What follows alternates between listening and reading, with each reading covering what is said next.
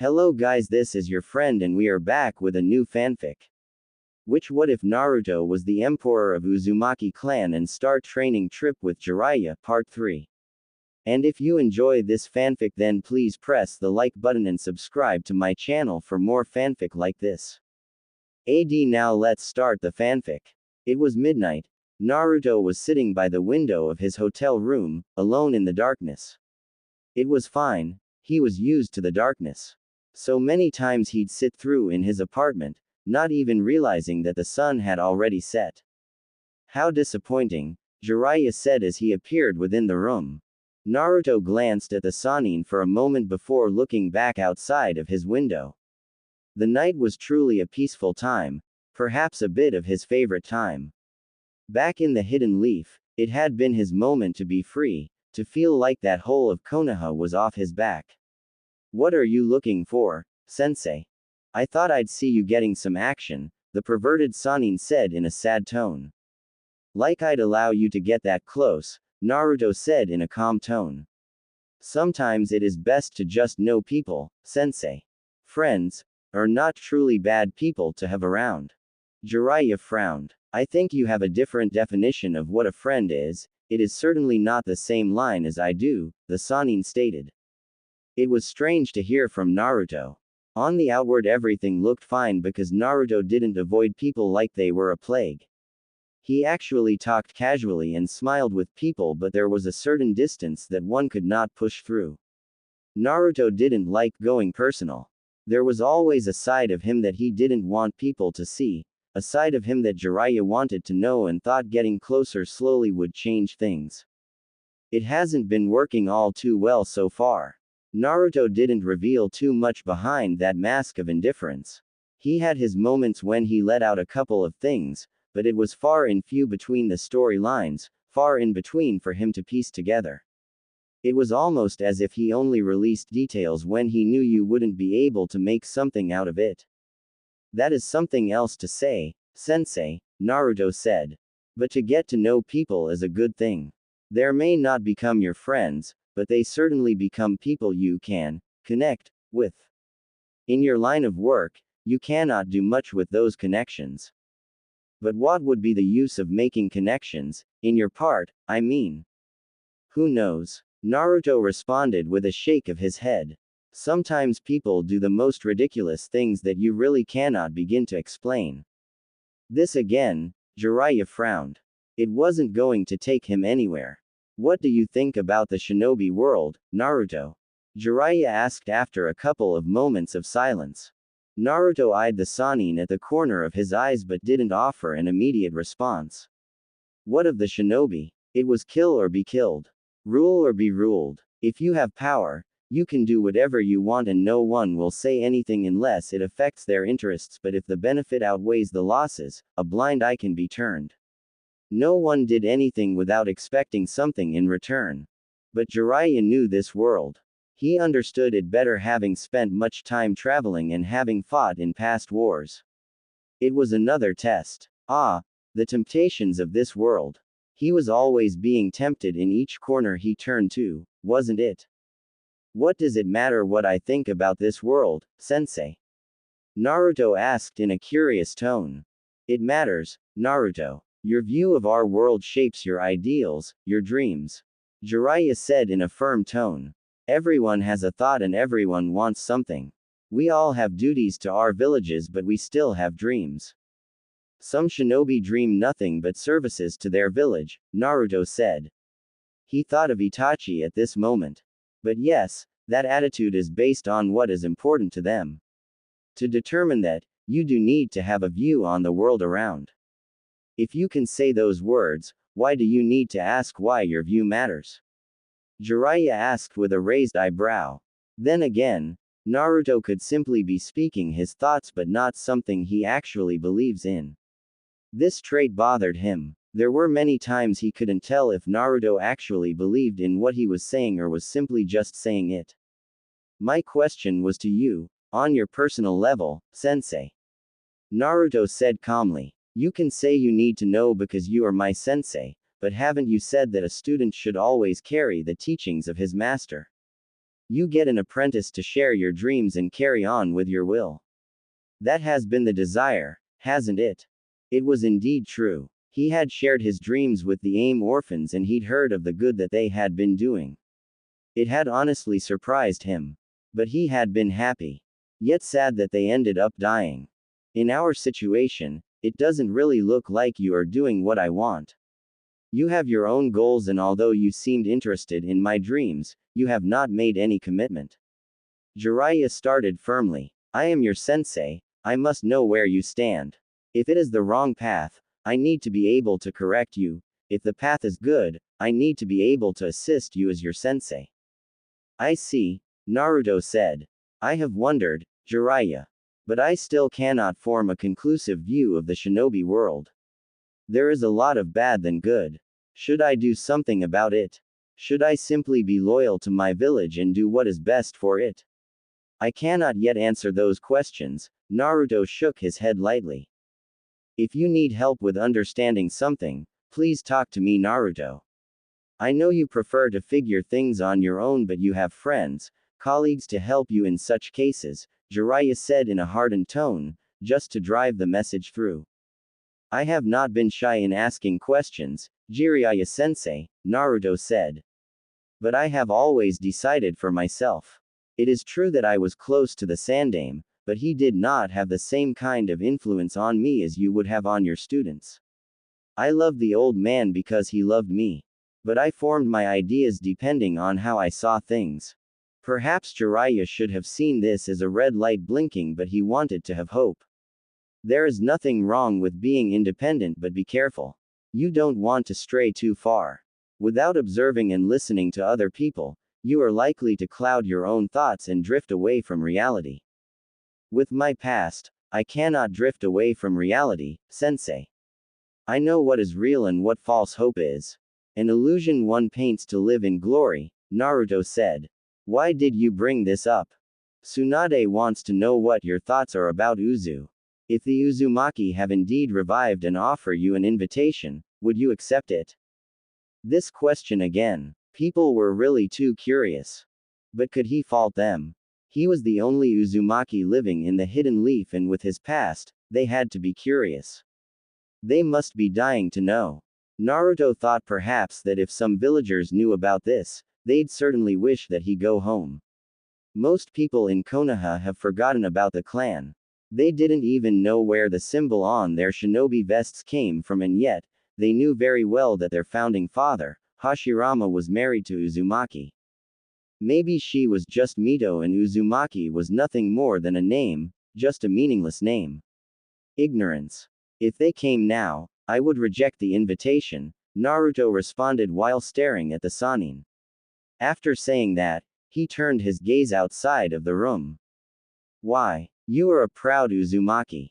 Anybody who looks can tell that much. And you don't even hide it, Jiraiya asked with narrowed eyes. Should I not be proud of my mother's name, Jiraiya? By all accounts I should be Namikaze, isn't it? Jiraiya frowned. Kushina was married to Namikaze. Naruto's forename was supposed to be his father's, but because the Sandaime wanted to separate Naruto from Minato, he gave him his mother's forename. If Naruto wanted to, he could change, but it was not going to happen. Yes, Jiraiya finally responded. But my circumstances robbed me of that legacy. I should have inherited my father's legacy as his only child, but I did not. Perhaps if I had, I would be proud to be Namikaze, Naruto said in a thoughtful tone. But Uzumaki was the first thing I heard. It was the first good news. And the Sandaime said to me, it is your clan. I grew up being proud of that. I had nothing else to be proud of. The villagers resented me. Uzumaki was my happy moment. Jiraiya cursed himself once more. Had he been a little responsible, had he thought things clearly, he could have taken Naruto away from the village and raised him. Naruto would have experienced happiness and a happy childhood. He could have returned him when he was old enough to ignore everything else. But he did nothing. He kept chasing women, Intel, Orochimaru, and running away from problems. A pathetic life. His regrets. They were heavy. I understand them, but why would you still not take any invitation? Because sensei, if they come now, it won't be because I am Uzumaki but because I could be useful. I honestly can't allow myself to be used like that. Jiraiya nodded. If they'd come when you were younger, I would have jumped on the chance to leave my misery behind, Naruto said. Because then I would have known that they are coming to me because they want me. Because I am Uzumaki and it would be an escape from hell. I am not that miserable anymore, Naruto said. He said it like that and for some reason, Jiraiya felt thankful that they did not come. It was selfish of him. If they had come earlier, Naruto would have had a better childhood. He wouldn't have experienced as much pain as he did. Jiraiya felt disgusted for his thoughts. He didn't voice them. He kept them to himself. The Toad Sage smiled miserably. I will write to Tsunade and tell her your thoughts. She was really worried, you know. She cares for you and really doesn't want to lose you. Naturally, you don't want to lose people you care for, Naruto said. That is why we sometimes kill, isn't it, sensei? Jiraiya nodded. Yeah. Silence reigned in for a couple of moments. Naruto was fine with it. But Jiraiya didn't let it last for long as he lifted his chin and spoke once more. We are worried because we don't know what Uzu's motives are, Jiraiya said. Recently, I was informed that Iwa's spies were killed and their heads were sent back. We know that spies don't return, but they've never done something like this. And it is going to cause some reaction from the hidden stone. Naruto nodded. I wonder how they will react. We are going to find out. Yeah, we are heading to Iwa tomorrow morning. Jiraiya said. I wanted you to know that. Tsunade wants me to find out what they want to do. I could send spies but I need to hear from the Tsuchikage. What do you want to find out? Naruto asked. What he plans to do and if there is something that needs to be done, I will have to do something about it, Jiraiya said firmly. Konoha had no formal relations with the current Uzu but they didn't want a repeat of what happened last time around. He did believe that Iwa would try to do something about it. They could plot Uzu's downfall. Kiri wasn't being put in the picture because it was currently recovering from its civil war and had closed its doors to focus on rebuilding. They would surely not try to do anything that would attract bloodshed. Naruto merely nodded his head but said nothing about the matter. I guess I should rest and I might have to face Kuratsuchi, he said with a sigh. Why do you say it like it's a bad thing? It's not, Naruto said with a shake of his head. She is just a bit of a difficult person. She might be thankful or mad that I tricked her into getting drunk. Either way, you'll get out of it. You continue to overstate my persuasive skills, Naruto said. The following day, Naruto wasn't wearing his armor. He decided to put it away. He was comfortable with wearing it, so he would no longer have to adjust to anything when he does have to wear it during battle. In the future, he would have days where he sets out to battle and in those moments, he would depart wearing the armor but unless otherwise, he would be dressed a bit, formally. He was already away from the hidden cloud, traveling slowly with the Toad Sage. Any reason we had to sneak out of Kumo? Naruto certainly hoped that the Sannin didn't piss off some people and that was why they had to sneak out. Jiraiya responded with a shrug. A force of habit and I wanted to see if you had it in you, the Sannin said. Had it in me? Naruto asked. You know, I had to practice being invisible in the streets of Konoha just to avoid the glares. It was an interesting experiment and there were some failures there and then. Success. It was there, Naruto said. But as you know, I don't talk much about my conquests, he said. Jiraiya nodded. We should start talking Fuinjutsu before you go back to Konoha. You know, you are Uzumaki and you are truly proud of it, it won't be bad to know sealing. You have said you know things, practicing it should make you even prouder. I cannot disagree to that, Naruto said. You know, when looking at current seals, I think the standards have really dropped. I have been inclined to look at some sealing and say, pathetic. Most of the seals in Konoha were originally developed by the Uzumaki and when you look at it, there is no other village that can match them. Every village has something that it excels in and the Uzumaki truly worked wonders when it came to Fuinjutsu. Their skills were just a bit too complex, Jiraiya said. Even though I call myself a Fuinjutsu master, by Uzumaki standards, I am nothing. No need to be bitter about it, Naruto said with a shrug. Where to after Iwa? We will see. If information comes around, we will probably head to either Omegakure or Kiri. Jiraiya said. Konoha. Tsunade hated herself for this, but there was just no helping things. She needed to make use of Danzo's services now more than ever. Of course, she couldn't trust him, but she still had to use him. If he does something he isn't supposed to do, she was sacking him. If he did anything treasonous, she was going to hang him while his friends watch. She wasn't going to have him do as he pleases under her watch. Her sensei allowed it and indulged the man. He allowed Danzo to do as he pleases. She would not. Of course, this represented another threat. Danzo could influence things, but there was no going about things without taking the risks. She had Jiraiya to count on if Danzo does something he isn't supposed to do. Given the room, the War Hawk could possibly try to set alight the flames of war for Konoha's gain. Ridiculous. Then again, the leaf did have that kind of history, and this man really did play some part in it. A corrupted past that tainted the image of this image. Certainly not something her grandfather had envisaged. Nothing in this ever went according to plan. Had things been different, Minato would have still been alive. He would be Hokage, and maybe she would still be miserable or just running the hospital. He did have a good future. But that ended. Misery to his son and a great legacy. This village celebrated him as its greatest Hokage yet. It had scorned his very son. The only child he left in this world. That hadn't been the plan. The plan had been to make Naruto a hero, but the villagers had turned him into a villain. Tsunade shook her head. This wasn't something she wanted to be thinking about. The most important thing was that they had an Uzushiogakure problem. And this was something that could turn the peace they were currently enjoying into a memory. There was a threat, but Tsunade wanted to believe that it wasn't to Konohagakure.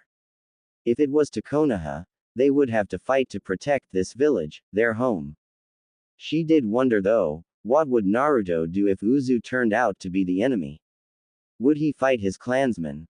Would he side with Konoha? It was a situation she didn't want to see, but it all depended on Uzu's actions. What the hell is keeping that damn cripple? The Godime Hokage demanded from Shizune. I don't know, Shizune said with a shake of her head. Should I go search for him? A more fitting way would be to send Anbu to drag him. Tsunade amused herself with the thought. He would certainly not be happy with that action.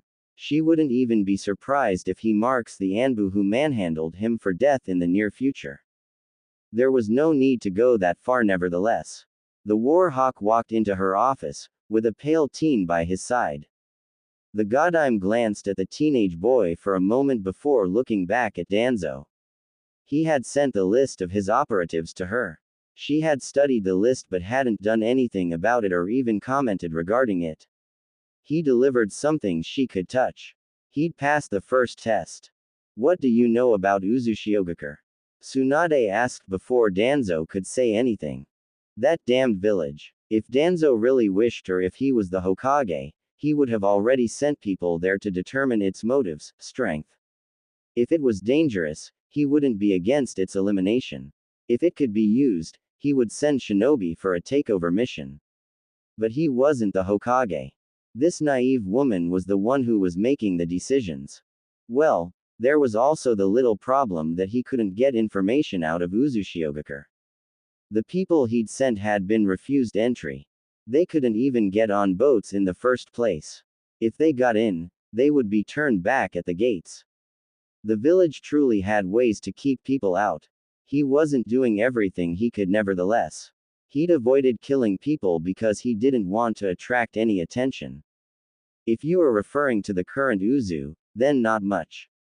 I do know, however, that they mostly depend on the wave for their supplies. Anything that can't be made in the island, they get them from the wave.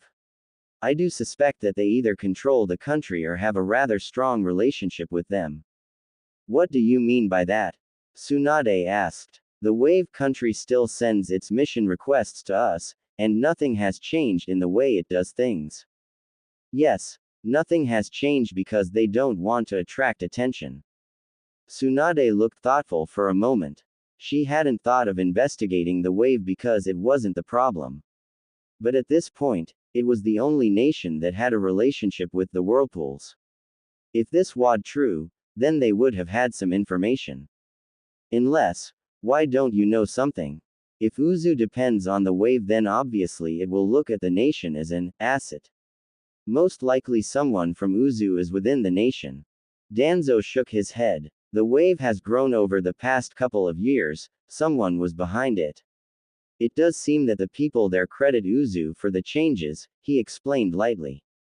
But it isn't something they openly talk about, and none of the masses have had contact with someone from Uzu. However, the man who acts as daimyo frequently visits Uzu. He goes alone. And he can't talk. Can't or won't? Can't. Danzo was frowning in the inside. They used a method he would use, but even if you threatened to kill of the man's family, he couldn't talk. So you have tried something in the wave, but there is nothing much, Tsunade said. Back to Uzu it is then. What are you planning? I'm sure you already know what they did to Iwa's spies. Danzo nodded. I'm surprised that they were even able to tell they were spies from Iwa. Unlike shinobi, spies do not wear their allegiance for all to see. The only way to know is through interrogation. A spy never reveals his identity, much less his home. And if they didn't reveal it by choice, it means we cannot underestimate Uzu. Tsunade nodded. I have sent Jiraiya to Iwagakure to discover what Onoki is planning to do about this.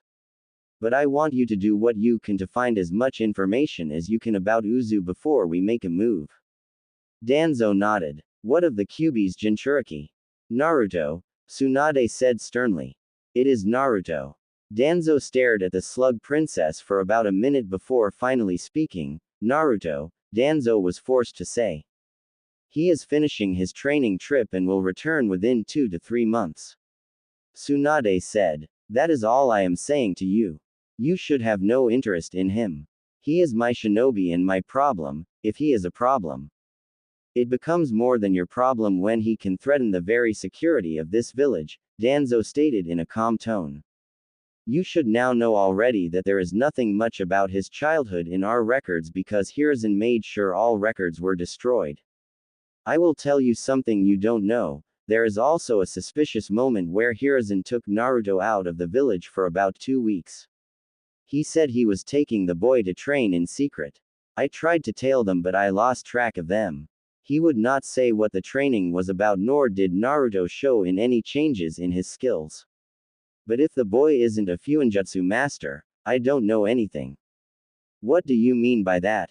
Hiruzen stonewalled all my attempts to get closer to Naruto and made sure that I wasn't able to observe him, Danzo said.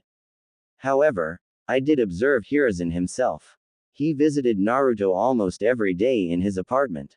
Even if he would only stay for a couple of moments, he would go there. He collected Fuinjutsu scrolls and possibly handed them over to Naruto. And that was before he even joined the academy. Tsunade frowned. Jiraiya has never said anything about Naruto's Fuinjutsu skills. A Jinchuriki who knows the art of sealing wasn't something that would please anyone. I see, Tsunade said. And him. For Naruto's observation when he comes back. I would have suggested he joins them, but you are not going to agree to this. And what makes you think I will even agree to this? Team 7 is still short of 1 member. You don't have anyone suitable to put in the team. I will think about it, Tsunade said. I expect results soon, Danzo, she said, dismissing the man with a wave of her right hand. Once he was out of the office, Shizune spoke. Well, that was surprising. The third really did keep many things about Naruto to himself.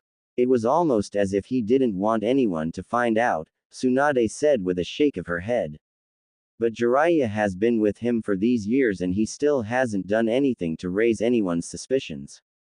It does make it a little hard to believe that there could be something we don't know, Shizune said. Iwagakure. Halt. Jiraiya frowned deeply at being stopped by the guards at the village gates. He really didn't like going through this check. It was annoying. He was the legendary Toad Sage, and he had a pass to go everywhere he chooses. This kind of thing was the reason he often chose to sneak into villages. The Raikage hadn't been amused in his last attempt, but he had managed to laugh it off without setting the man off. He'd nevertheless been given days within the village and was told that he would be watched. Jiraiya, the Toad Sage said to the guards. This is my apprentice and we have come here to see the Sandaime Tsuchikage. Jiraiya-sama, one of the guards said. He then turned to face Naruto, his eyes sharpened slightly. Naruto Uzumaki. Naruto merely nodded with disinterest. He just looked away from the man and turned his attention into the atmosphere around the village. It was different from Suna. The wind had a different vibe to it. Within Kumo, there was a bit of static within the air and it had made him uncomfortable. Seeing that the guard looked a bit ticked off by Naruto's response, Jiraiya quickly responded. Don't mind him, he said with a smile, before taking back his papers. We will find the way ourselves. Tsuchikage-sama is waiting for you, we will quickly take you there. Jiraiya shook his head. I want to walk. No, we insist that you allow us to take you there, Jiraiya-sama. I also insist, Jiraiya said in an even tone. The man stared for a couple of moments before relenting. He could not force a Sannin into anything. Fine, but we will escort you. Jiraiya smiled. I can live with that. The man talking to them led the way while his partner remained behind. Naruto and Jiraiya walked through in a slow pace. There was no hurry. Jiraiya was probably checking places he could stop by once they were done with their business. You do realize that when these people see blonde hair, blue eyes, and a Konoha headband, they think of the Yondaime Hokage, Naruto said to Jiraiya seeing the curious looks they were getting. The Sannin wasn't an unknown man either. Jiraiya shrugged his shoulders. It is bound to happen sooner or later, he said. Besides, this will be a good test. There is no need for a test, Naruto said. There is no contempt, perhaps only from those who lost their loved ones in the war. It would be like with the Kyuubi rampage. Jiraiya frowned deeply. He was getting it now. Naruto really didn't have a problem talking about his childhood days and what Konoha did to him. Worse, he didn't mix his words and even spoke with some indifference. It bothered Jiraiya, but he could not tell Naruto to cry when he speaks about his miserable past. Perhaps it was good that he wasn't afraid to talk about. What was missing was emotions. Maybe, Jiraiya said, but it is good to know. We know where we stand and should be able to tell if there are enemies we should look out for. You are not wrong, Naruto said before falling silent. Jiraiya said nothing either as they were led into the Tsuchikage Tower. Upon arrival, he stared at Naruto. Respond politely as they ask you a question about Uzu or Minato. We don't want to go back to war with Iwa.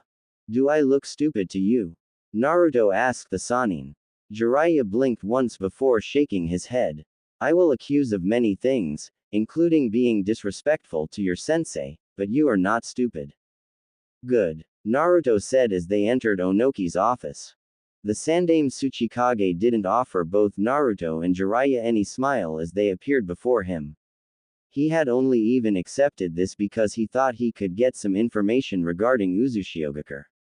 His stern eyes glanced at the blonde. What caught his attention was the Uzumaki clan symbol.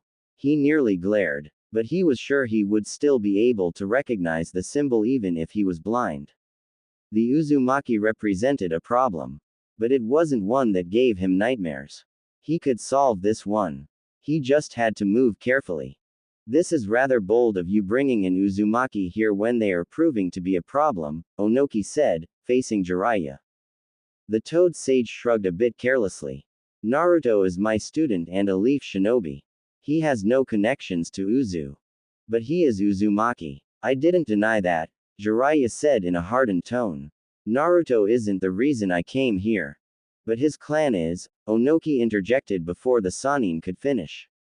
Yes, Jiraiya eyed Naruto. The blonde looked indifferent as always. He was a little thankful for it this time around. We know what they did to your spies. Everyone seems to know, Onoki said. He glanced at Naruto once more. That look was pissing him off, but why was an Uzumaki still running around the elemental nations while his clan was rebuilding? If he had been his shinobi, Onoki wouldn't trust him.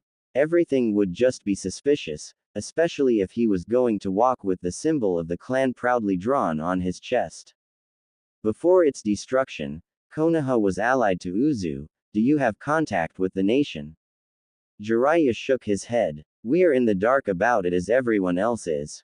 We don't know what is happening in the village. You have Uzumaki with you. You could send him to find out, Onoki suggested. You wouldn't have a problem with it, would you? It would be dangerous as we don't know anything. Jiraiya responded. Naruto is a little too important for Konoha to lose. If you don't have anything and are not willing to use an asset, you have to find out something. Why are you even here, Jiraiya? The Leaf is interested in two things. What you plan to do about Uzu and your connections with the Akatsuki. I plan to determine if Uzu is a threat. If so, it will be destroyed. As for my relationship with the Akatsuki, it is not your business to know.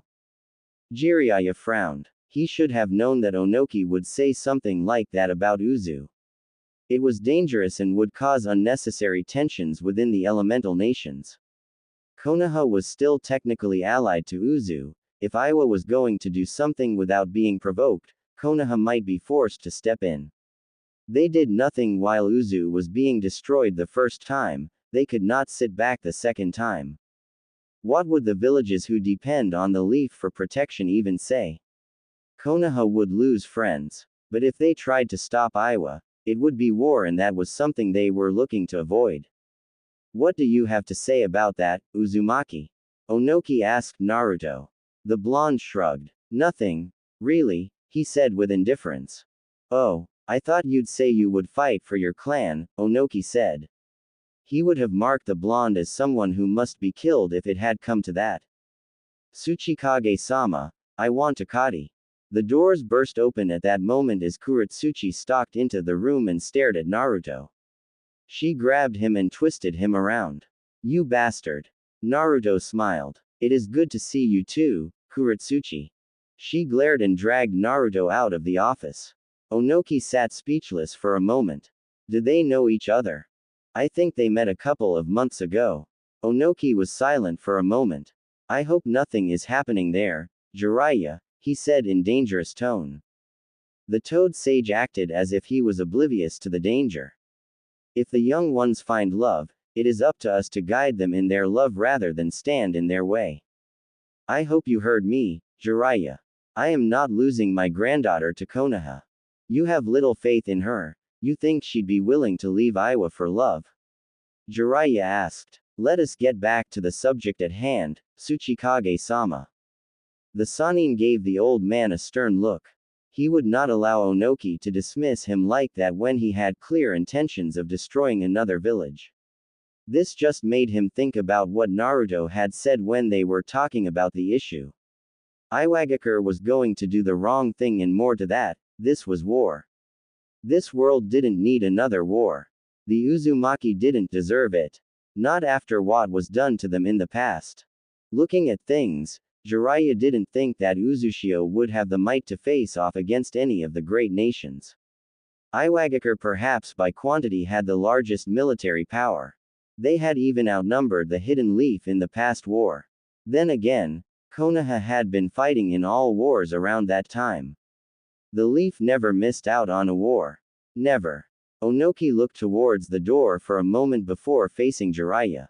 I really don't know what you want to talk about, Jiraiya. If you have nothing to give, I have nothing further to discuss with you. You have indeed said that, but I am concerned about the state of affairs in the elemental nations. That aside, do you really think that Uzu would have the power to invade Iwagakure? Jiraiya asked. Onoki shook his head. They do not. They never did. Despite their power, they never had the power to threaten any village with invasion, but that is beside the point, the Tsuchikage said. If Uzushio seeks revenge, even though it doesn't have the power to attack us, we will do something about it. And if it remains locked down, We will need to see what is happening in there. What do you know? Maybe they are busy building up a military strength. Or maybe they just want to keep out people who only have bad intentions against them and think they have the right to decide who lives and who dies simply because they think of them as a threat. Jiraiya said in a stern tone. Onoki's eyes sharpened. Watch what you say, Jiraiya-san. The Toad Sage shook his head. I am just telling it like it is. Don't forget that Konoha is still technically allied to Uzushiogakure. If they ask for our help, we would have to respond to their request. Didn't you say you have no relationship with the current Uzu? Jiraiya nodded. But we are making arrangements to meet the leader of Uzushiogakure to determine where they stand. If we determine that they are a lost generation, we will do something, but if they have no intention of invading any other nation, we can't stand to watch someone attack them. So you are saying that Konoha would be willing to fight, Iwagakure? Onoki laughed. In the last war, we outnumbered you. It took the efforts the Yondaime Hokage to end the war. Years ago, you suffered greatly in the Kyubi rampage. You have lost the Sandaime Hokage, Yondaime, and the likes of Orochimaru since we last fought. Do you think that you can stand in our way? Jiraiya stared at the old man.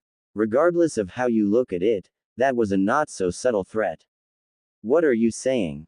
If we determine that Uzushio is a threat, we will destroy it and anyone who gets in the way, Onoki said in a firm tone. The current leaf doesn't threaten me. I see, Jiraiya said. I really do want you to consider things carefully. An unnecessary war will cause needless bloodshed. You should know better than anyone that war causes pain on both sides. Even if you win, you will lose something. I don't need a lecture about war from you, Onoki said with a shrug of his shoulders. Meanwhile, once out of the office, Kuretsuchi dragged Naruto atop of the Tsuchikage Tower. She didn't want to be seen with him in the streets, lest people start rumors about it. Civilians had a thing about gossiping and so did Shinobi. It wasn't that she paid attention to it. Sometimes you just could not ignore it because people were always around talking behind your back. The black-haired Jonin turned to Naruto with a glare on her eyes. She really wanted to pounce on him and beat the crap out of him for doing what he did and then disappear just like that without even saying a word to her. She had searched through the town, looking for him, but there was no sign of him. She had come to realize that he had disappeared from town with his sensei. Bastard. She had been afraid when she woke up in the morning. Had something happened to her? Had he not touched her? Relief had washes over her like a tonic when she had come to realize that she was still intact. There had been nothing out of place. It had been strange, for someone who had been acting like a pervert, why didn't he?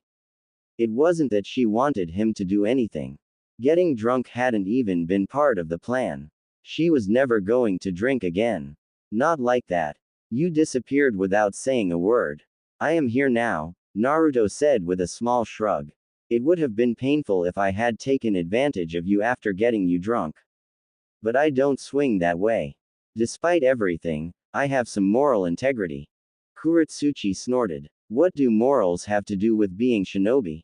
Naruto eyed the woman. Shinobi are still people. You are a kunoichi. It doesn't mean you must lose all sense of right and wrong because of that. You sound like an idealist, Kuretsuchi said with a shake of her head. But you got me drunk. I did, Naruto said with a smile. But that had been because you thought you could get me drunk and get information out of me. Admittedly, if you had done that and worked on your seduction skills, I might have spilled. I do have that weakness, he said in thought. I don't have any seduction skills. I was certain all experienced Jonins who sometimes work undercover are taught those skills. Then again, you are not that type, Naruto said. You shouldn't have been too confident in your ability to lie. I didn't know you were that good even after drinking so much, Kuretsuchi said. It did sound like you knew about me. Then again, I should have known it when you called me by name.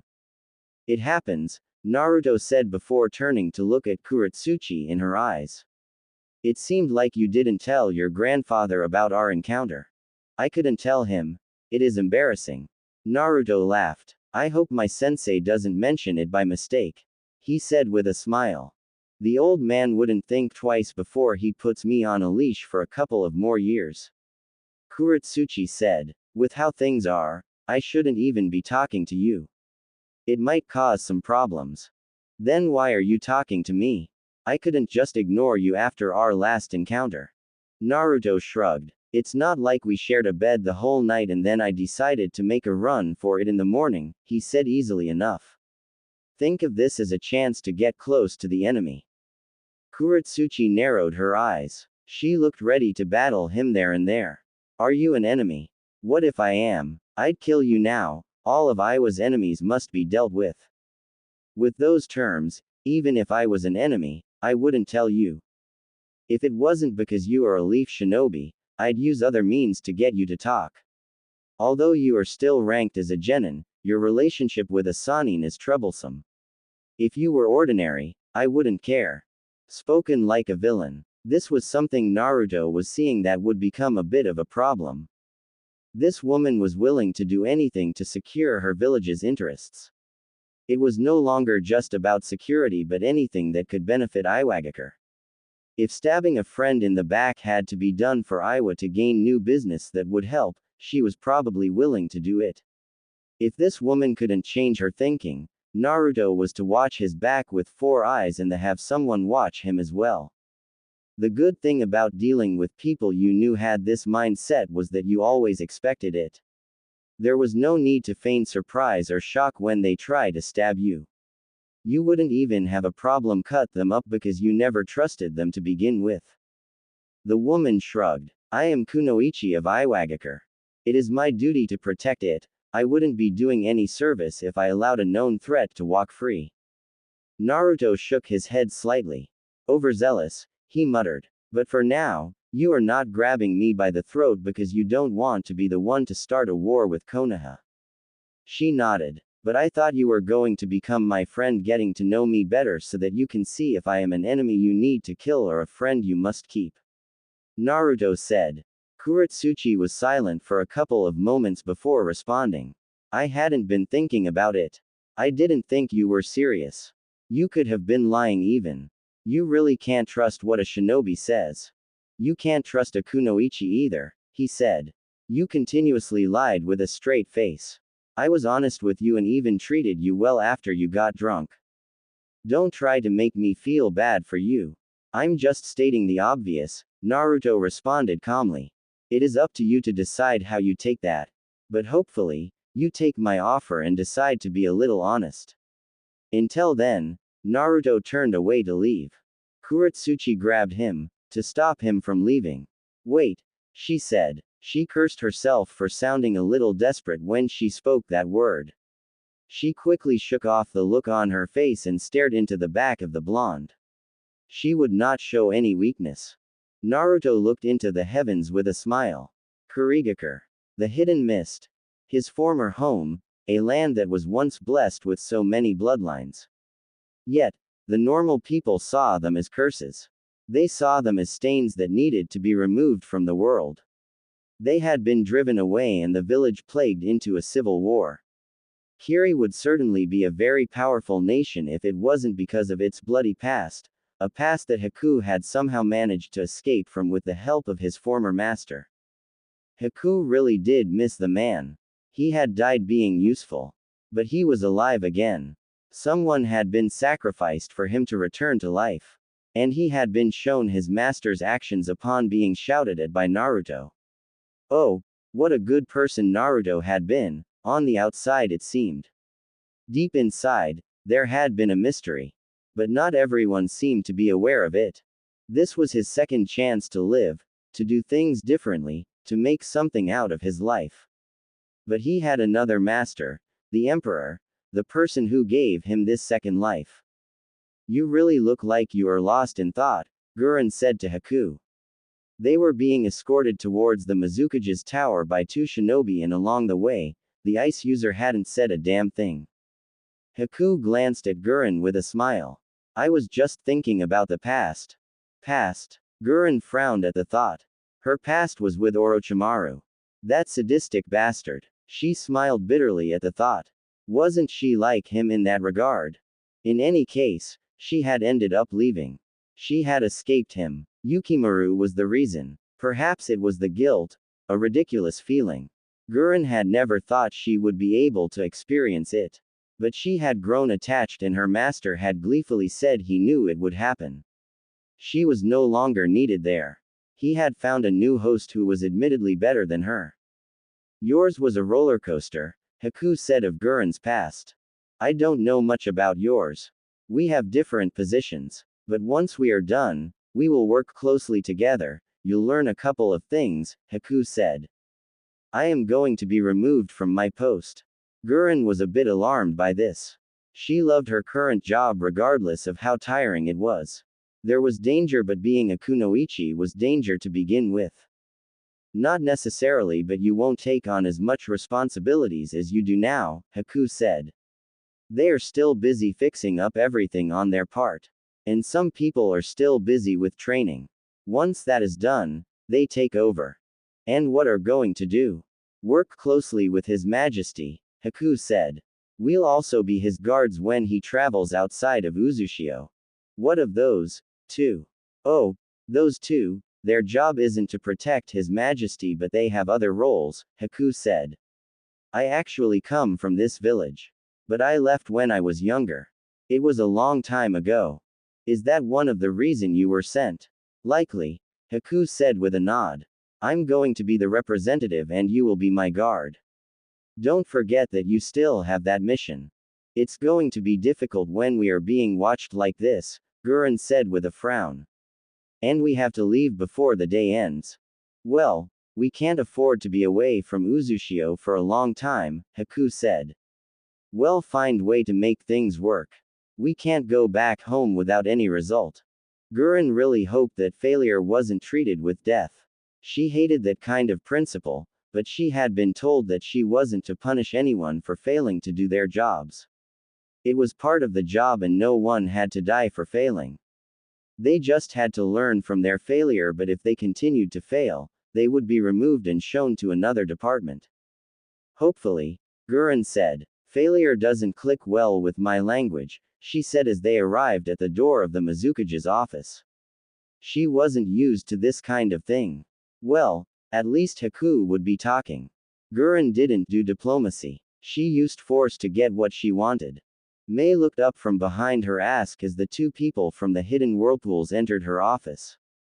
She was certainly curious about how they would handle things. That aside, this was the first time she was dealing with anyone from the nation since its revival. She also knew that the nation didn't send its people outside to handle issues. The Wave country always handled things, but the nation never admitted it was on behalf of Uzushio. However, from where she stood, Mei could tell that Uzu lived off the Wave.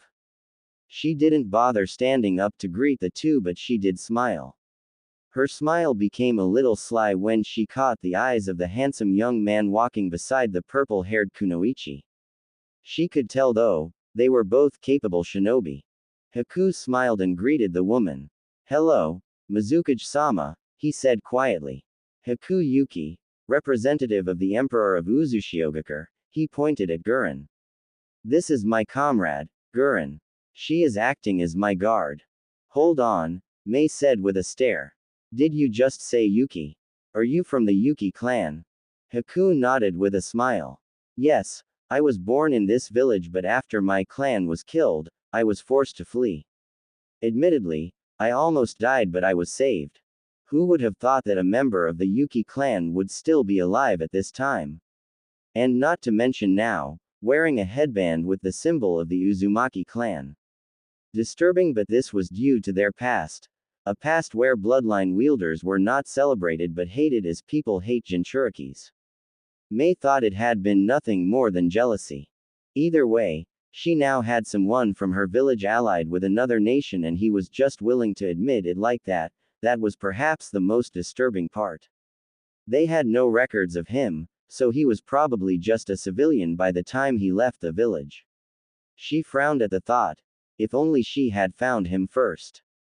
I see, Mei said. You don't mind if we talk alone, do you? Haku asked. He was thinking that Gurren would need to go out of the office and have a look about. He didn't want to stay any longer than he had to after speaking with the Mizukage. Mei thought about it for a moment before shaking her head. No, she said. I'll be taking a walk around the village, Gurren said. If possible, I'd like to have someone show me around. The guard will show you around, Mei said. She watched Gurren leave the office, leaving her with just the handsome Haku. She allowed him to sit down. Thank you, Haku said. I'm surprised that the Emperor didn't decide to come here himself. It is even more surprising that you are willing to come here yourselves. The Wave has always been the nation we negotiate with, Mei said. She did not forget the history between the two nations. It was a troublesome history and one that didn't make her happy. Had she been the one in charge, she wouldn't have threatened Uzushiogakure, she wouldn't have done anything against the nation. But her past leaders took part in the destruction by providing ships. They didn't have a problem since Uzu wasn't much of a problem to them. The nation hasn't made its intentions known. Perhaps that was why Iwagakure has sent her a message to inquire if they had made any contact with her. It was likely that the hidden stone was plotting destruction if Uzu proved to be an enemy. Mei didn't want to think it was the case. She didn't want to think that Uzu was out for revenge. The Land of Water's recent actions have been troubling. They do threaten Uzushiogakure, that is why we decided to come here. We are also thinking that perhaps some actions are being motivated by our existence. Mei shook her head. I don't know what the daimyo is thinking, we don't get along that well. We are trying. I think this has to do survival than anything sinister. The Wave country is growing, at a faster rate than anyone would have thought. It is taking some of the Land of Water's economic interests. For our own survival, we have to take measures to ensure that our own futures are secure. Haku smiled. He seemed relieved more than anything. I'm glad. Mei tilted her head to the side with a raised eyebrow. Glad? Haku nodded. I am glad that it is something that can be resolved in simple matters. He said lightly. The Wave and the Land of Water don't have any deals, but you do trade. I understand you are saying that you don't know what the daimyo is thinking, but you don't have any bad intentions towards the Wave and Uzu, yes? Mei nodded her head. And if I had bad intentions? It would have made things a bit complicated, Haku said with a shake of his head. I do have a question. Do you always do what the daimyo wants you to do? I cannot answer that question. Haku nodded. I understand, he said. Never minding what the feudal lord is doing, we want to form a trade deal with Kurigakure. It will be of mutual benefit to ensure that none of us suffer. We are in competition, and we are a bit of a small nation, we'd rather not get involved in disputes. We would rather we just form an agreement. Mei stared at Haku for a long minute. He was asking her to do things the lord of this country wasn't doing. It would be like going against the feudal lord. He had asked her the question about whether they always did the man wanted for this reason. He was young, but obviously capable. What kind of trade deal are we talking about? It was an agreement in which we play by certain rules. Competition is good when it is played fairly. This agreement can help us create an environment that allows us to rule over the seas in a peaceful manner. You have your territory, we have our territory. If we want to come to your territory, we have to pay fees, per our agreement. If someone wants to buy something, we can sell it to you for a good price and you sell it to your customer. We don't want a situation where we are stealing your customers and you are stealing ours. That is a broad suggestion that will require time to iron out things, Mei said in thought. If you break the agreement, you have the military might to do what you think is right. Haku responded calmly. And if we break it, we have our methods. Haku said with a smile. We can discuss the broad terms and what it shall entail. The Wave will conclude things. Mei shook her head. I'm not signing anything with the Wave, I am talking to Uzu, now, am I not? Then my agreement isn't with the Wave but with Uzu. Haku looked thoughtful for a moment. He could see what she was trying to do. A relationship between the two nations would be formed because of such an agreement. But the decision was not for his to make. I will have to consult with the people back at home to see what they have to say. You have to understand that as things stand, we have no formal connections with any hidden village. To break away from that changes everything for us. And only the Emperor can make that decision. I understand, but that is the only way you are getting an agreement with me. Haku nodded. Are you still willing to discuss the broad terms? Yes, but I am still not agreeing on anything. Earth Country. Jiraiya was stalking out of Iowa with giant footsteps. He looked like he had one unpleasant meeting with the Lord of Terror, or he had just been told to cut off his ties by his beloved mistress. They stepped out of Iowa and the man didn't say anything until they could no longer see the hidden stone. I really need to find a town and just sit back with alcohol beside me, the Sanin grumbled in a stern tone. Now, sensei, you really don't want alcohol to be the tonic to your problems, Naruto said. Jiraiya glared at Naruto, then snorted. Says the brat who consumes alcohol like it is water. Worse, you drink alone while sitting in a dark little corner. I don't do it to forget about problems, Naruto said. Jiraiya shrugged. The fact is you drink, you should not be telling me to stop, he eyed the blonde. And I doubt your reason is truthful. Ah, Naruto looked shocked. You now doubt my word, sensei. We really need to sit together for a soul-searching mission to ensure that we get this mistrust out of the way. You'll probably be shrugging all the way. Naruto thought about it for a moment before nodding his head. You are probably right, he said. I guess things didn't go well. Not as bad, but it could be, Jiraiya said in a serious tone. How bad? I knew Onoki was a stubborn old man, but I didn't think he was this stubborn. He wouldn't listen to a word I say. It was difficult getting a message across that thick head of his. You should have seen him, Naruto. If I hadn't been firm, you would have to worry about your clan. He says if he determines that Uzushiogakure is a threat, he is going to destroy it. He wouldn't listen, and he really has a narrow definition of what a threat is. Naruto looked thoughtful for a moment before shaking his head. People can disappoint you sometimes, sensei. You cannot always predict their movements. They are troublesome. Yeah, Jiraiya agreed. He is willing to wage war against Konoha if it defends Uzu. He even brought up the last war. A war isn't what I want. But Iwagakure seems more than willing to drag us into war. A war against Iwagakure. It was going to be another bloody massacre. People would die. Lives would be lost over the quest to destroy Uzu. Simple-minded fools. Naruto couldn't understand the mentality behind that reasoning. He would never comprehend it. It was nothing more than a perverted thirst for destruction. Konoha could not afford to go to with Iwagakure. The leaf was powerful, but an all-out war with the hidden stone would leave it massively weakened. It wouldn't be any surprise if any other village decides to take advantage of the situation. Iowa has been rebuilding since the last war, and it had 2 fully experienced Jinchurikis. That is indeed a troublesome situation, Naruto said with a nod. Tsunade will certainly be left fuming over this attitude. Jiraiya nodded. But at least I managed to get him to chill until Konoha has tried to develop some contact with Uzu. It will still be difficult to tell if he will keep his word. Shinobi are liars after all, Naruto said. Agreement signed can always be torn apart. The very thing that is wrong with our world, Jiraiya said. I wonder when it will change, Naruto. People do whatever they want without suffering any consequences. It was a free world. The strong ruled. The weak simply had to look away to avoid destruction. Sometimes even they have yet to do anything, their lands are used as battlefields. In that time, innocent people die. Shinobi rape and take food from innocent civilians.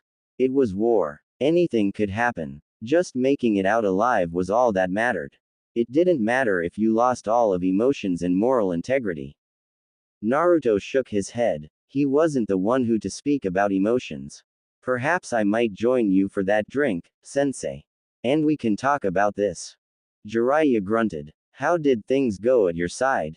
Not bad, but that woman is willing to stab friends in the back for the sake of pushing forward the Iowa agenda, Naruto said with a shake of his head. However, The human emotion is something curious. Because of emotional attachment, there are some things that you really cannot do. And even if you try to do, you hesitate. That moment can save a life. And is it all that you are looking for? It is easy to come to an agreement over something with someone you are emotionally attached to, especially if it is a case of war and you both want to survive. Jiraiya couldn't fault Naruto's words. It was perhaps something he could very well agree on. That was kind of thing that could even help them avoiding a war. Is that the same attitude you take with Tamari? Naruto shook his head. Tamari is an honest person who wouldn't stab a friend in the back. To be quite honest, I did enjoy my time around her, the blonde admitted in a calm tone. That was a reality that he had to face.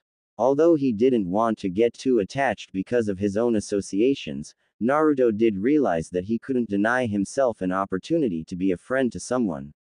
He was a friend to her brother but not to her, was he? Naruto shook his head. He would see what happens the next time he does see her. Jiraiya smiled. You know, it isn't wrong to fall in love sometimes, the Sannin said. You're still young. You can love, get married and have children. I certainly wouldn't want you closer to my children.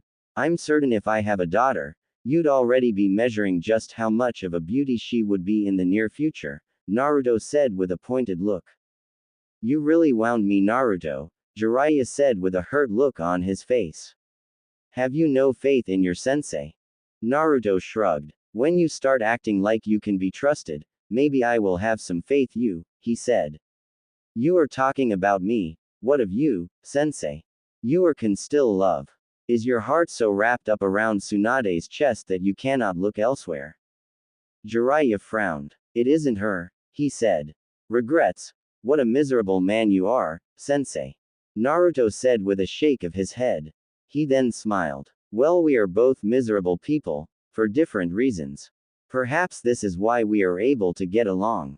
A sadist will surely find comfort in the presence of another sadist. In the sea, the ship was heading out of the land of water, going back Uzu. Haku was standing by the deck, watching the waters with an expressionless mask on his face.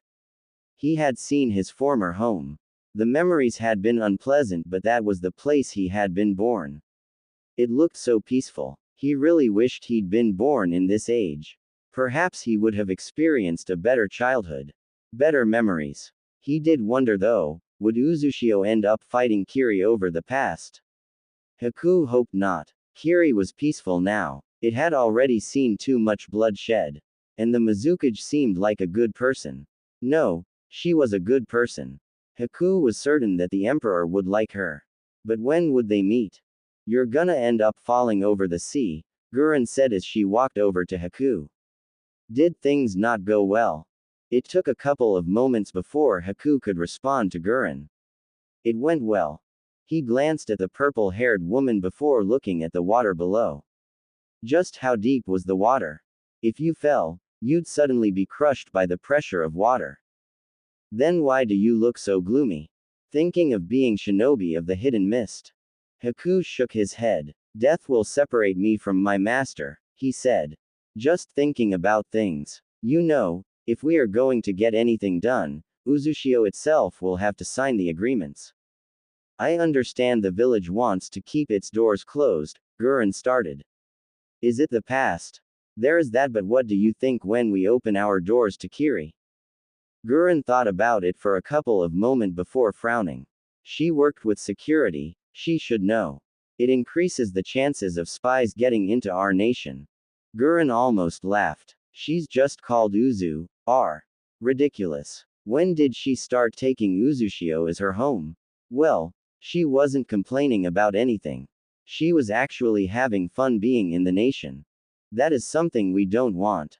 Not now. Can't we do things without opening the gates? We can, but the Mizukage is insistent on a couple of things. She doesn't have a problem in signing the agreement with us, but there's some terms she wants before she agrees to it. Haku said, shaking his head. How did things go at your end? Nothing much gained, Gurren said. I will need to send someone there, to get into it deeper. She wasn't concerned that she didn't get as much as she wanted. She did get something she could work with. What does the Mizukage want anyway? She wants to see His Majesty. I don't think she will get it. Yoshino could pretend to be him and get things signed. Why doesn't the Emperor just meet the Mizukage himself? You must know already that His Majesty isn't always present in Uzushiogakure. Gurren nodded. She had concluded as much. But that just left many questions around him. She still didn't know anything about him. Because nobody knows him, Yoshino could play the role. That foxy man can play any role he wants. Sunagakure. He was Cage, but Gaara didn't want to say that he was tired of this job already. But the truth was that things were difficult. No one had said it would be simple. The council didn't matter. But at least they were not standing in his way. He was able to do his job without much interference, but things were still difficult. It was still not easy. He was doing it though. He was steering the ship. He was doing it. Suna was going through the right path. The villagers hadn't warmed up to him, but Gaara wasn't complaining. He had expected things to take time. Gaara glanced at his sister as she walked into the office. She was his help.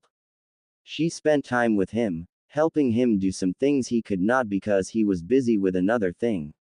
He didn't have a lot of people he could trust around here. So she was going more work than he would like. She seemed more than happy to help nevertheless. It has only been a couple of months and there are people who are possibly planning to kill me, Gaara said in a calm tone. Not long ago, some people had killed off the idea of killing him because it was impossible. Many had tried in the past and they had died. Gaara couldn't boast about it, but it was the truth. They were not going to try to assassinate him this time. It would not work out. They were coming with another plan that could perhaps work. If the opponent was strong enough, he would be killed. Yet, Gaara had cautioned Baki against hanging those people who were plotting this for treason. He didn't want his rule of be marred by bloodshed. He would find a way to deal with this. Well, he just had to survive it. Then again, the people were not really succeeding and he had someone watching them. He did have shinobi who were loyal. People he could trust. Not everyone, but they were there and that pleased him. Tamari frowned at this. Who are they hiring? Trying? Gaara said. They are trying to hire a mercenary group called the Akatsuki. I have been told it is a group of S-ranked criminals, nothing more about them exists. We will try to gain more information. I have sent a message to Konoha to see if they know anything more about it. What do you mean by trying?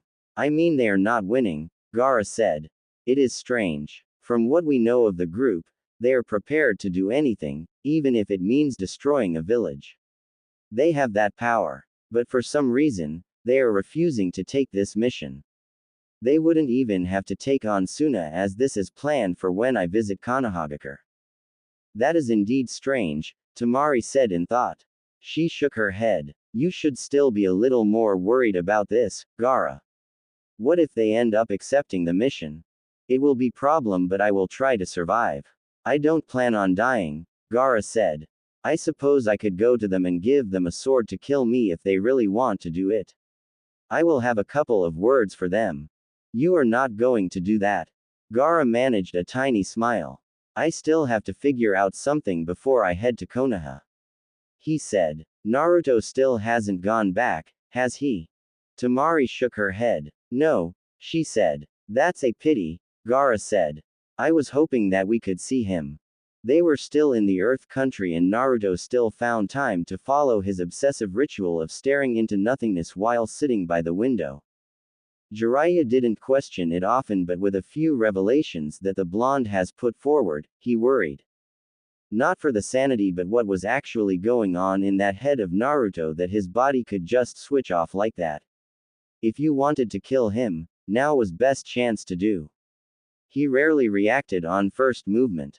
Then again, it could be just an act. Naruto had a certain way of doing things. But for certain, Jiraiya was sure the blonde was alert. You probably couldn't even stab him while he was having wet dreams. The thought made Jiraiya laugh. Naruto in dreams. It looked like something that could never meet. Naruto displayed no ambitions. And even when pressed, He admits to having something but never confirms anything. It was always like playing a guessing game. But Jiraiya had stopped trying to guess Naruto's motives and thoughts long ago. It was a fruitless exercise that wouldn't earn him anything other than a headache. The toad sage sat on the bed and glanced down for a moment. He'd left Naruto to do some networking in this village. He wasn't afraid that the blonde would be gone. It was likely for Naruto to look for him than to disappear. In his networking work, he'd received a message from Tsunade. He could simply give it, but he wanted to speak to the blonde first about certain things. Naruto, Jiraiya started. His voice was quiet yet stern. He waited until Naruto glanced at him before speaking once more. What were you thinking about? Is it Fuinjutsu? I will need to know what kind of seals you have in your head. Naruto shook his head. I'm not hooked up on Fuinjutsu sensei, he said. I do think about other things. I'd certainly lose my mind if all I did was to bath my thoughts with complex work of the art of sealing. You did admit to having spent hours thinking about it, Jiraiya said with a shrug. What would be the difference now? I had nothing better to do then. What else could he do when the village he called home loathed him and tried its best to ignore his presence? Now you do. Naruto stared at the Sannin. He gave the man a questioning look, wondering if truly he wanted him to answer the question. Naruto thought the answer was quite clear and apparent, unless Jiraiya was feigning ignorance. But Naruto really had no time to waste. Seeing the look, Jiraiya asked. You could have still answered, the Sannin more or less complained. He felt as if the look is asking if he was stupid or not. Naruto shrugged and looked away. His focus went onto the streets. People were talking. Humans were always saying something. They never stopped. Always something had come out. Sometimes it was just pure nonsense. They didn't always make sense. They didn't always speak the truth. The same tongue that clicks lies is the same tongue that sings the truth when the moment calls for it.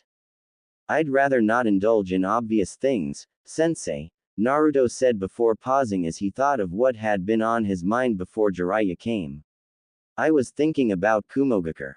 Jiraiya raised an eyebrow in curiosity. They had indeed visited the village, but Naruto had seemed to like the atmosphere there. He hadn't complained, and yet it felt like he was going come with some negative thoughts about the village. What of Kumogakure? Konoha has never had a great relationship with other great powers, has it, sensei?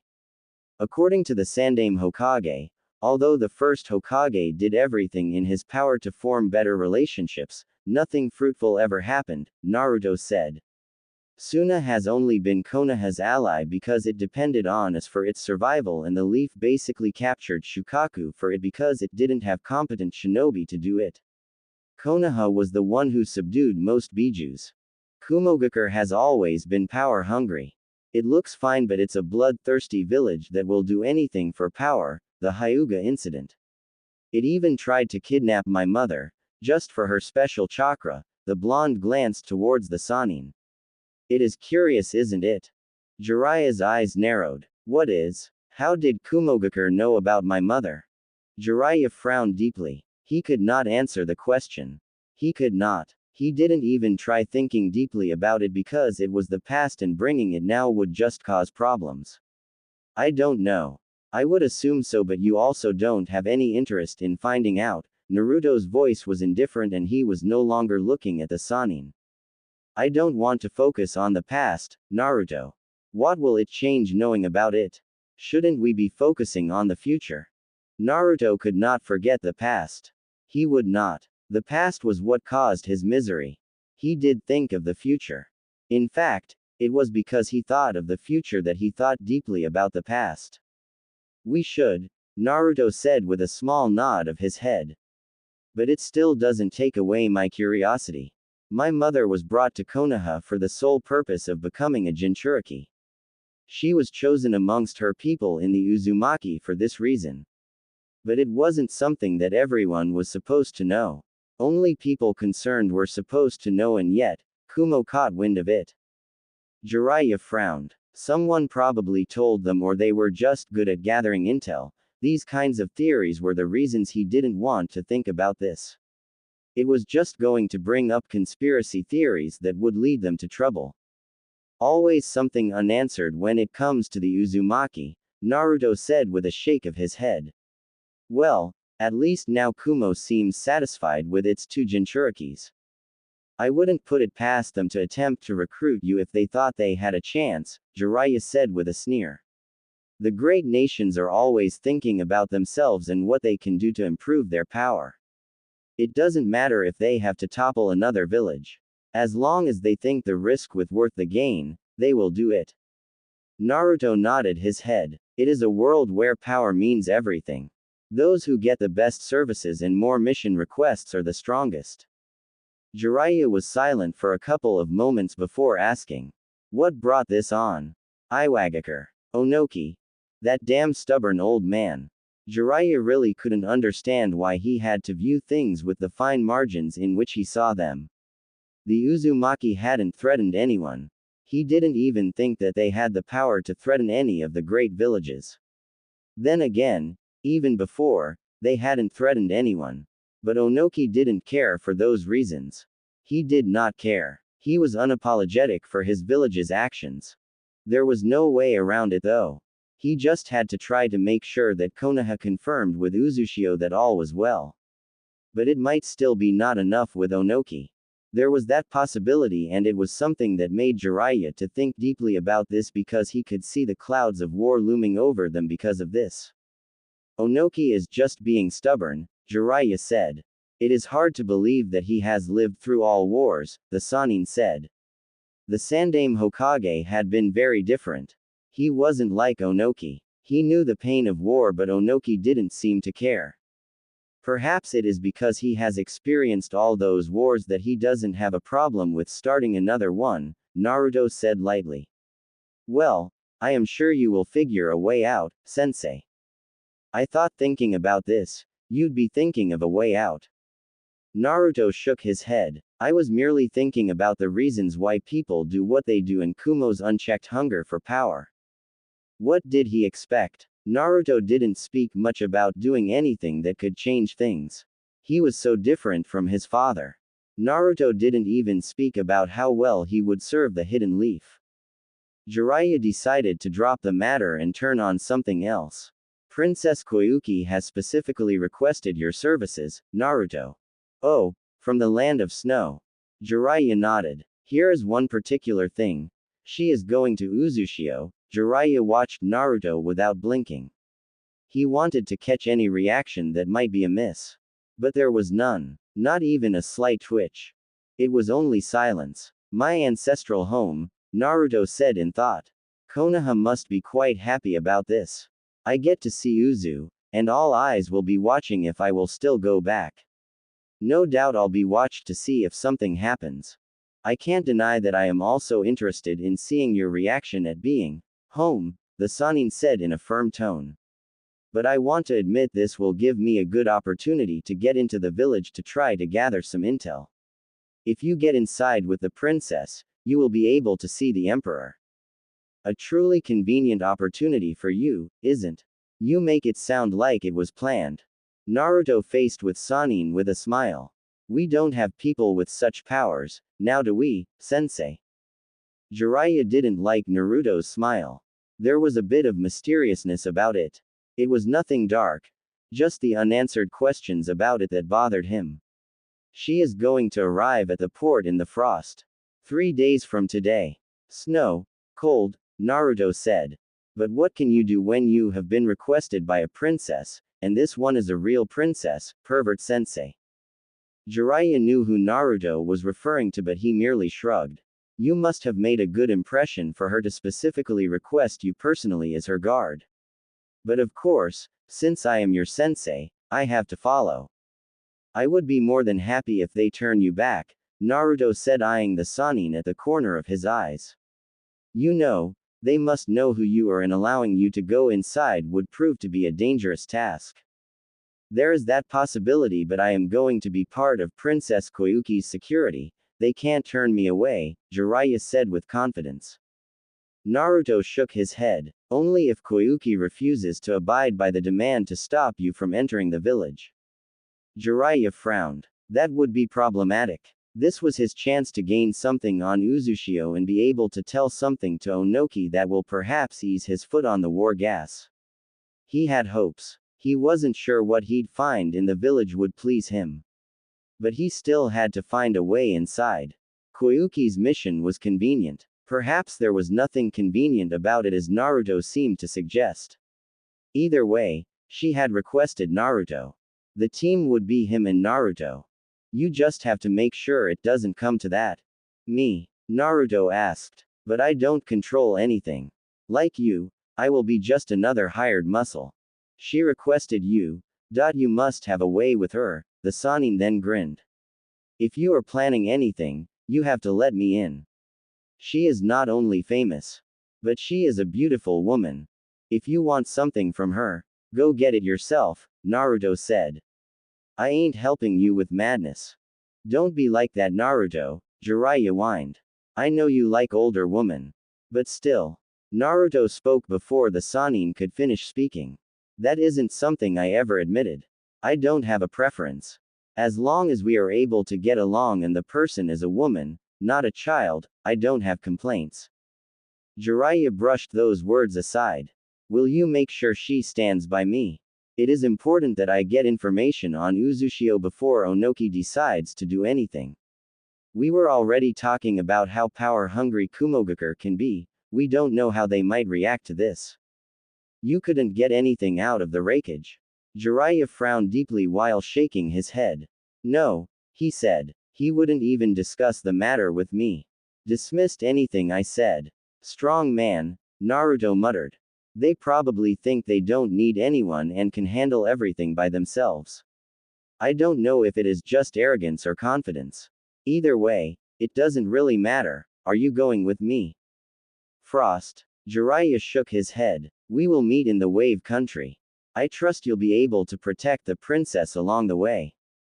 She is a civilian. She'll be traveling with a carriage. You want me to carry the carriage all the way to the Wave Country? Jiraiya shrugged. You can use your clones. I don't have eternal chakra, you know, Naruto said. Jiraiya snorted. Yeah, right, he said sarcastically. Naruto, you can create thousands of cage bunchins without breaking a sweat. Even I can't do that. In his fight against Orochimaru, the old man couldn't even use more than 5 clones without depleting his reserves. You could even make hundreds of cage bunchins and fill them with chakra reserves of a normal Jonin. And yet still be able to fight without feeling its effects. You, the Sannin stared, pointing a finger towards the blonde, don't get to complain about chakra. When you say it like that, it does sound like am I a truly blessed shinobi, doesn't it? Naruto asked the sage with a smile. A little jealous. When you become stronger than me.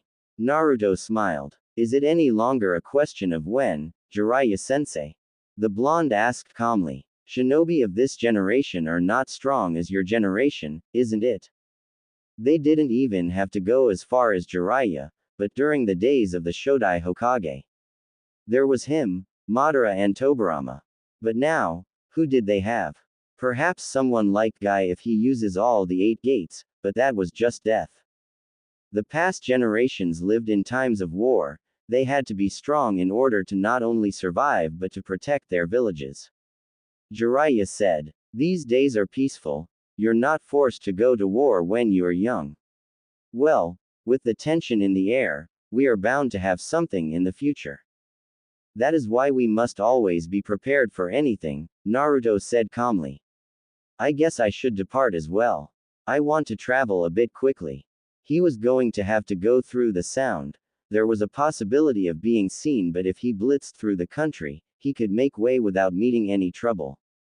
The other choice was going through the land of fire, but that would just make his journey long. He still had to travel a long and slow journey with Princess Koyuki. Ah, it was going to be a truly long journey. But perhaps it would be worth the effort. Who knows? He might end up getting more than he expected. Things had been just fine with her the last time around. It has been a couple of years but nothing had changed, and the bonus was that there would no Jiraiya trying to hit on the princess or attempting to make her a subject of his research. Naruto shook his head at that thought. Don't take too long, Jiraiya said in a bit seriously. There are still a couple of things we must do before we head back to Konoha. And with how things are at the moment, Tsunade will keep knocking. Naruto merely nodded and went on to pack his things. Hidden leaf. Just when you think things couldn't be bad, they just turn out to be really bad. Was there no other way the elemental nations could go about in doing things without anyone threatening to destroy the other? Well, it hasn't taken much to start wars before, and it looked like it wasn't going to take much this time around. And she had been thinking that the generation of Naruto would not get to live through a war, but that looked like it was something that would happen. Nothing was sure, but if they moved safely, they might avoid war. Tsunade stared at Jiraiya's message once more and deepened her frown. Onoki was going to be a difficult person. She had to measure up against him. She wasn't going to allow him to do as he pleases because he thinks Konoha is just a relic of the past. It was indeed true that the village has lost out on much of its military power, but they were still a great nation. The losses were massive though. Tsunade could admit that much with bitterness.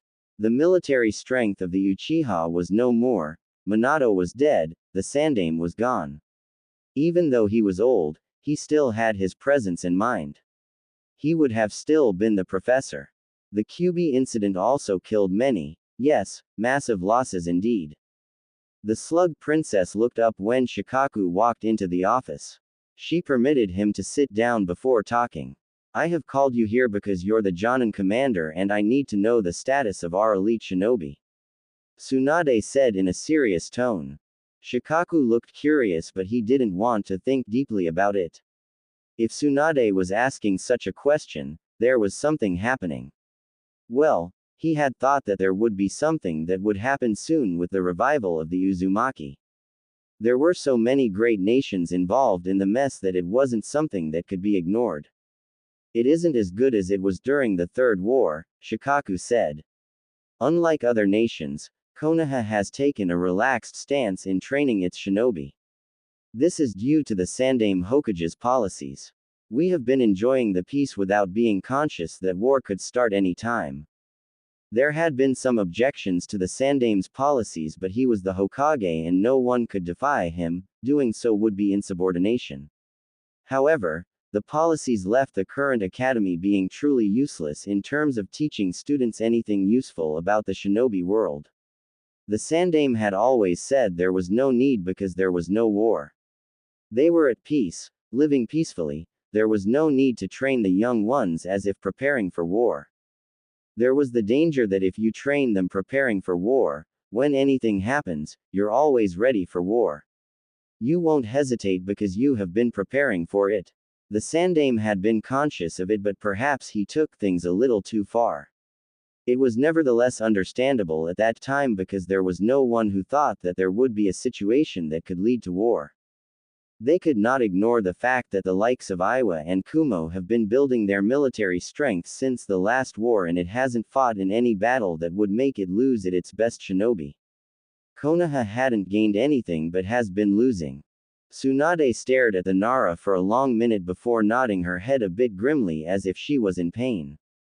What do you think our best option is with regards to the Uzushiogakure situation? Have we established connection with it?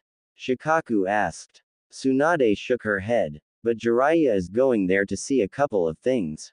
Once we have seen, I will send someone to try to broker some form of connection with the village. For now, we have been moving slowly as the village hasn't made contact with us either. Shikaku looked thoughtful for a moment before nodding his head. He could understand Tsunade's reasons. And he had nothing against them. I've heard that they don't allow people in. Is it going well? Team 7 took a mission to the Land of Snow a couple of years ago. Naruto seemed to have made an impression with the daimyo there. This daimyo, Princess Koyuki Kazuhama, she has requested Naruto's services in guarding her towards Uzushiogakure.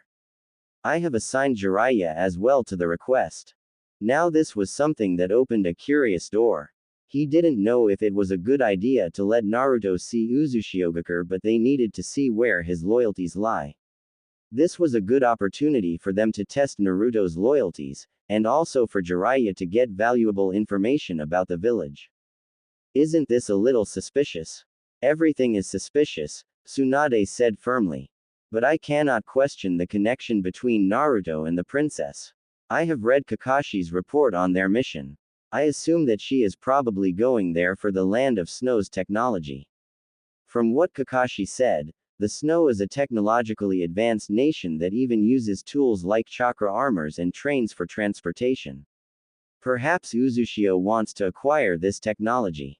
But shouldn't Uzushiogakure have provided for her security? I did think of that, but what if she said she wanted Naruto and they agreed to it as they get to see one of their own without going through the effort of approaching him away from their home? Tsunade asked. They have been very secretive, even though they seem to rely heavily on the wave country. You will never see any Uzumaki in the wave. The leader of the wave always goes to Uzushiogakure. Shikaku was silent for a couple of moments. He was still suspicious about the whole thing, but for now, the benefit outweighed his suspicions. Perhaps it was the convenience about the whole issue. Either way, they would be able to confirm some things and be able to make decisions on their part.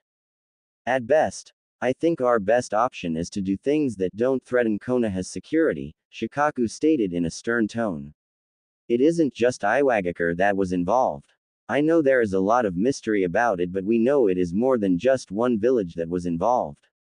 If it is so, and they decide to attack, do you think Konoha will be able to deal with it? Tsunade bit her lip. This was a situation she hoped she could avoid, but that would be the reality if they could not stop the great nations from touching Uzushio. It was truly going to be a difficult task. Winning against Iwagakure wasn't even guaranteed, but if another village entered the fray, Konoha would face destruction. It would be especially worse if Kumo got involved. The village has two Jinchurikis who can fully transform. Tsunade had a job and it was to protect the village. She would certainly not do anything that would result in the leaf facing destruction, even if it meant turning a blind on Uzu's destruction. Would she regret it? Perhaps not. But would she be filled with guilt for allowing Konoha to be destroyed? Very much so that she would wish she had a second chance to change things. But there was none of that in this world. Once you died, it was all over. We wouldn't be able to deal with the danger, Tsunade said. Shikaku felt there was something else coming, but what do you think, Shikaku? Well, if they attack and we do nothing, it is likely they might feel a bit too confident and decide to attack us as well. It is unlikely but a possibility. When it happened last time, we were not told of it, we just heard about it after it had happened, and yet the village did nothing.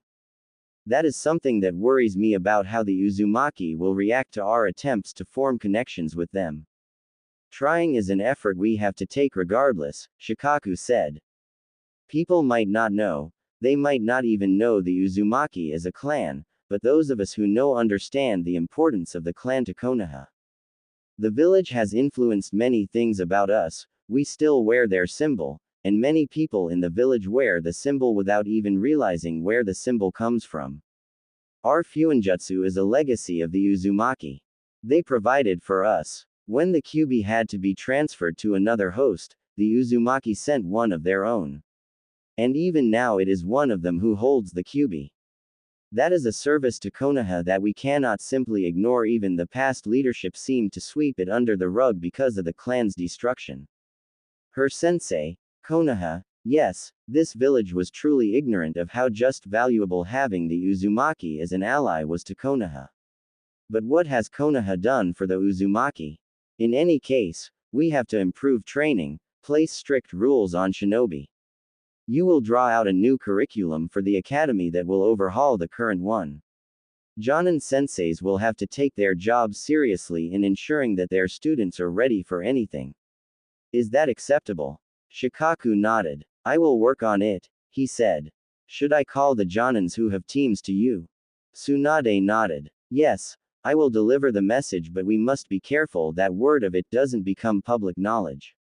The Jonins must be sworn with keeping the secret to themselves. We don't want anything that will create tension in the village and burden the young ones. The Godime said. Perhaps if we change things in the academy, we will be able to weed out those who are no fit to become shinobi. There are too many of them these days, Shikaku was willing to admit. Shikamaru was surely going to be displeased with having to work harder than he would like. He could imagine his son's reaction to the news, but Konoha had to prepare. They had to prepare themselves for anything. Things looked like they could get dangerous. This is why we must take action. Tsunade said. If we are going to end up going to war, I want to have shinobi who are ready, shinobi who know what they are getting themselves into. I don't want to send people to war simply for the numbers. Land of Frost. Naruto was waiting by the harbor, waiting for Koyuki's ship to finally arrive. He had arrived at the port 2 days ago, and each day he came here. He was always checking in to see if she would arrive earlier than expected. But she had not. Yet, he'd waited. The sound of the ocean was soothing, it had felt natural. Perhaps that was why he had enjoyed coming here and didn't mind sitting by the dock every day. People stared and asked questions, but he hadn't been a creep who ran away from people when they asked questions. There had been a fisher who saw him since he came here, and the man greeted him each day, asking if his guest was coming. The man saw him in the morning and in the evening. He always asked the same question, and Naruto's response had always been the same.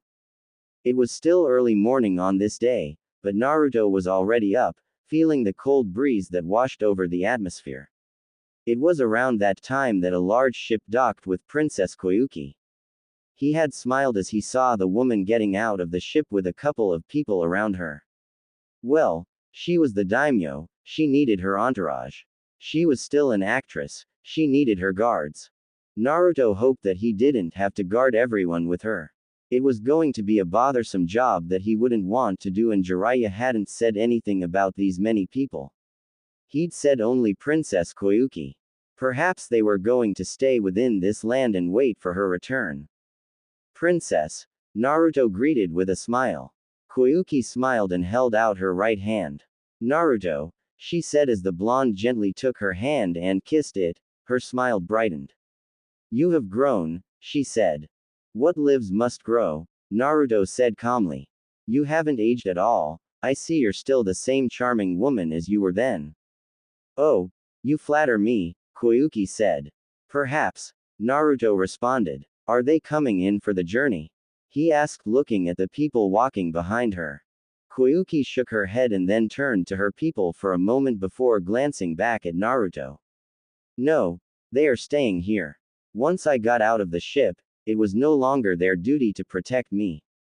They will not travel with us but will stay here and wait for me. Naruto glanced at the people behind the princess for a moment. They didn't look particularly pleased with those words, but what could they do? When the master says this has to be done, you do it. If you don't do it, you get fired, and someone who can do what is requested is hired without asking too many questions is hired.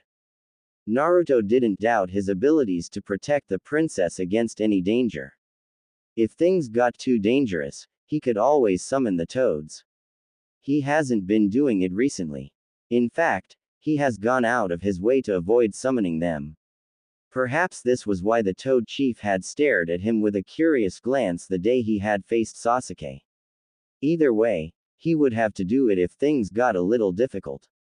He doubted it nevertheless, but there was no harm in thinking of all possibilities. Jiraiya was fine with it because the Sannin understood his strength better than anyone else. Perhaps not as much as he thought he did, but he knew better than anyone. Jiraiya didn't know everything that he could do.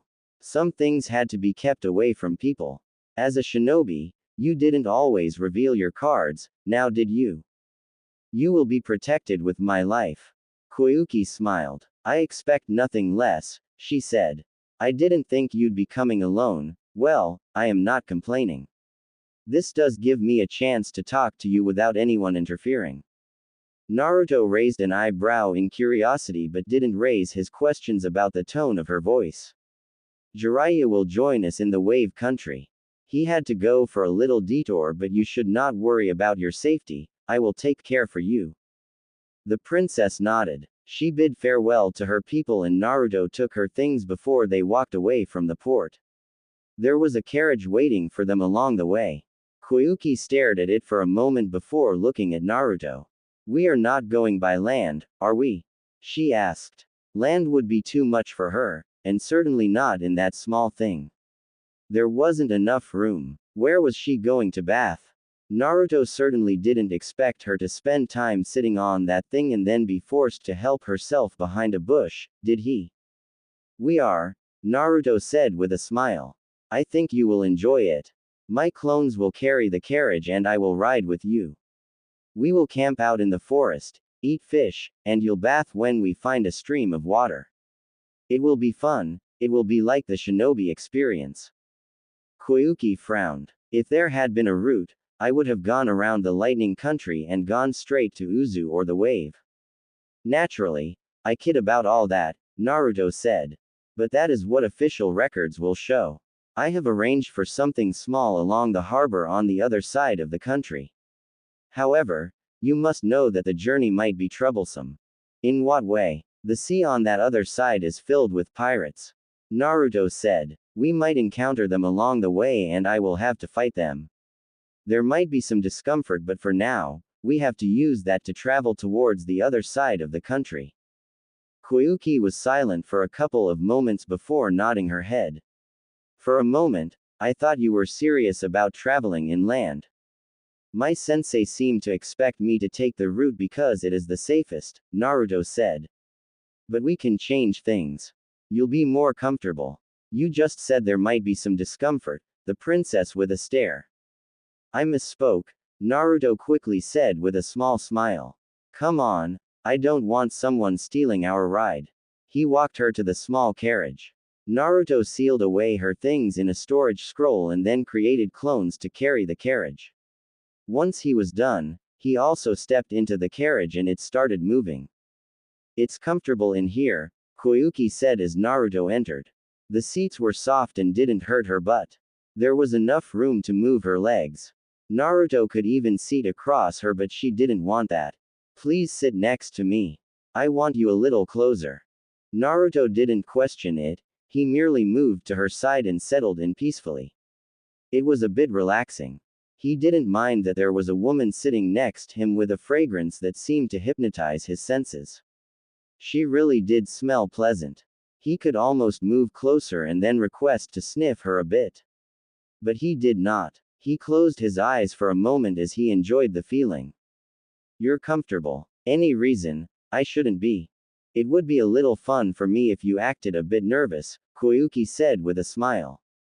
Naruto smiled. Perhaps a couple of years ago, he said. But I have overgrown that. Admittedly, you do have a certain presence about you. I want to hear more about that, but for now, I really need to take a nap. Koyuki said with a yawn. Naruto blinked. She hadn't looked like she wanted to sleep. He smiled, realizing that it had slipped his mind that this woman was an actress. Putting on masks was her natural for her. She could do it even better than trained shinobi. He shook his head. He was going to have to be careful. Are you sure you want to sleep? I could do things to you, Naruto said with a straight face. The woman giggled in thought. Her body fell over to his and she closed her eyes, said her last words before falling asleep. I trust you won't, but if you want to do something, you just have to ask. Trust. What a strong word to use. Shinobi were not the most trustworthy people. They could not be trusted. They lied and cheated whenever it was convenient. The creature that was called a shinobi was one you did not want to trust blindingly. But he did have an experience with the princess. She had watched him. She had learned from him. And Naruto liked to believe that he was a trustworthy person. Or maybe he was not.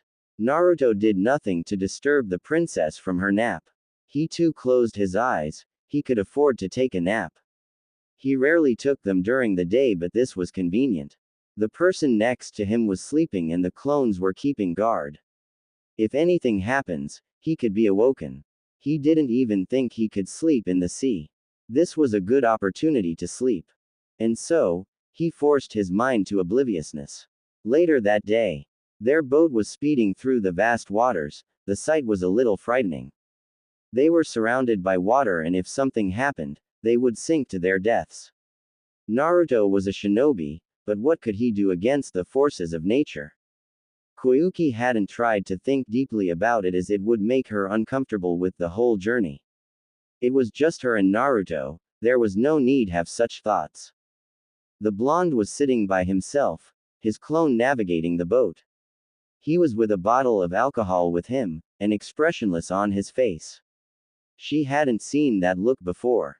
It was strange. He could project himself as a happy person, but with a bottle beside him, he looked a bit miserable. It was as if he was reliving something from the past. Koyuki wasn't a stranger to hiding feelings, she wasn't a stranger to putting on masks. She had put on one after being saved from death when her father was killed. She had moved around, playing the character of a princess. She was truly a princess, but she had suppressed the reality and focused on the acting, the mask, and the lies. What a life it had been. Koyuki sat beside the blonde, who glanced at her for a moment before staring into the space ahead of him. You'd looked at peace a few moments ago, looking at the sea and enjoying the air that came with being here, she said. Peace. That was strange. Maybe something foreign in his heart, his crowded head. Has he ever been at peace in his whole life? It was something he desired, but he could not truly grasp because really, he was a little miserable in the inside. He plays the role of a delightful person quite well. He had played it since he entered the academy, when he was playing genin, even with jiraiya. But was his life really that delightful? It had the potential to be something else, but not now. Not when he was still like this. I sometimes enjoy a good view of nature, and when the wind blows like this, it fills all my senses with feelings that make me want to enjoy it, Naruto said with a small smile. If you become attuned to nature, you get to feel its mood, something like that. Koyuki stared into the clear sky. It was going to get dark soon. They would travel all night and probably reach their destination somewhere in the afternoon, but she wasn't complaining. There was calmness in the sea. She was calm. The atmosphere wasn't bad, and best of all, she didn't have to think about her duties and the nagging old geezers she has in her country. I can never be in the same wavelength with nature. I am just blissfully oblivious to its mood. What I see is what I believe, the princess said. Well, you are a shinobi, you train in such things, she said. She took the bottle away from Naruto and put it on her lips. That's nice, she said. Strong. I think I was drinking you when guys came to get me. Naruto nodded. Yes, drinking alone in bar, he chuckled. Something amusing. Naruto just shook his head. I just remembered something, he said. The drinking alone, it had become